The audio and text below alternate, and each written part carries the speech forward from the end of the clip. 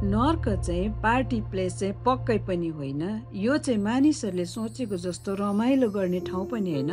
तर परमेश्वरको वचन अनुसार यो जग्गा चाहिँ सधैँभरि अनन्तसम्मको लागि दुःख भोग्ने, पीडा सहने, यो पापको ज्याला तिर्ने ठाउँ चाहिँ नरक हो। अनि यो चाहिँ मानिसहरूको लागि होइन, तर शैतान जो परमेश्वरको विरुद्ध उठेर परमेश्वरले बनाएका सृष्टिलाई नाश गर्छ, यसको लागि चाहिँ सजाय भोग्ने अनि उम्कन नसक्ने झ्यालखाना चाहिँ परमेश्वरले बनाउनु भएको हो।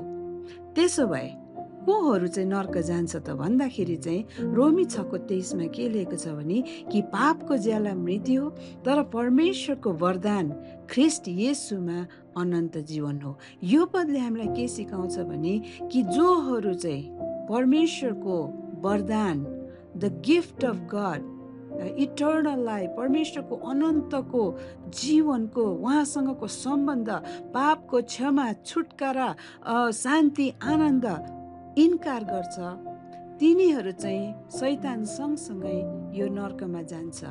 अनि किन जान्छ भन्दाखेरि चाहिँ तिनीहरूले आफ्नो पापको ज्याला आफै तिर्नलाई तिनीहरू जान्छ। म चाहन्छु तपाईँ त्यहाँ जान नपरोस्, किनभने सुसमाचार चाहिँ के हो भन्दाखेरि कि येशू ख्रिस्टले त्यो पापको ज्याला, मृत्यु तपाईँको लागि तिरिसक्नु भएको छ। येशूमा विश्वास गर्नुहोस् अनि उहाँले त्यो पापको दाम चाहिँ उहाँले तिरिसक्नु भएको, तपाईँले अब तिर्न पर्दैन।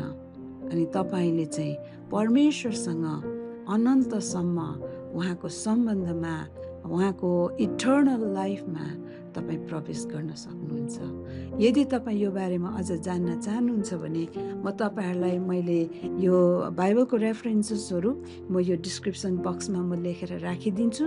तपाईँहरूले हेर्नुहोस् नर्क कस्तो छ, परमेश्वरको वचनले यसलाई के भन्छ, तपाईँहरूले सिकेर जानुहोस् अनि अरूहरूलाई पनि यो नर्क जानदेखि तपाईँले बचाउन सक्नुहुन्छ।